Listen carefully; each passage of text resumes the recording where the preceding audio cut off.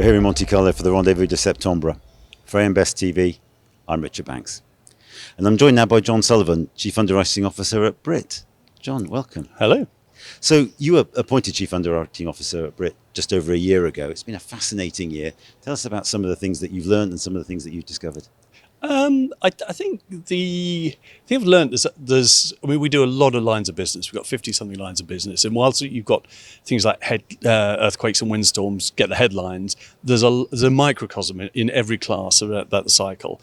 And probably the tipping point is, for most of the cycle, or certainly in the short tail, is going to be a big hurricane, a big earthquake. But when you look back at the last 6-7 years and you look at the secondary perils, it's been really fascinating what's been going on the short tail side of things, and how it's not impacted just the property lines but elsewhere, whether it's cargo, for example. And you've got branching into terror, SRCC issues and so on. So yeah, as I say, often the headline is about what the win rates are doing, but there's a lot going on, and that's been fascinating to see that develop. And then obviously on the casualty lines, as we've seen in a number of results and reports recently, inflation's a real terror there. It's a challenge for many classes. And so, how well is the industry as a whole stepping up to those challenges? That's a good question. I guess in terms of the secondary perils, I think we're all kind of feeling our way to some extent, because you're recalibrating what you thought was the status quo, and we'll lean heavily on science and data, and what's happened just last week or whenever it happens to be, which sounds a little crude, but it's a very strong data point when you see it happen live, as it were, and then try and predict from there. So as well as these sort of known knowns or known unknowns, yeah, we're looking at emerging risks as well. So to what degree is the industry using the current market conditions to make itself resilient to those? Yeah, that's a great question. I think the resilience that you're talking about, I don't think. I think the fact that it's a good market at the moment gives you a little bit of a cushion if you're exploring and getting things wrong or trying to recalibrate your risk profile. So that is helpful. There's no doubt about that.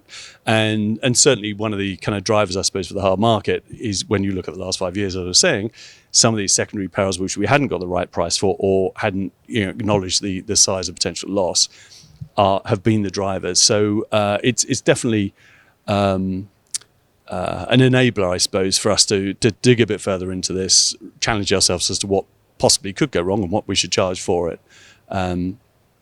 So yeah, I think the market's definitely helpful in that regard. So we're here as ever in Monte Carlo in the midst of the hurricane season, because you don't know what's around the corner.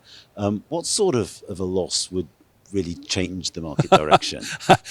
I don't know. I mean, I think at some point this week, the meteorologists around the place will tell you it's about half time, as it were, in terms of the when the winds are going to blow. So far, so good. The forecast, yes, you're right, it isn't great. We've still got some time to go, and I think it was Hurricane Ian was, we were sitting here thinking things were pretty good, and then that turned up a couple of weeks later. So, it's not over till it's over, of course. But yeah, what the size is, I don't know. I mean, we've had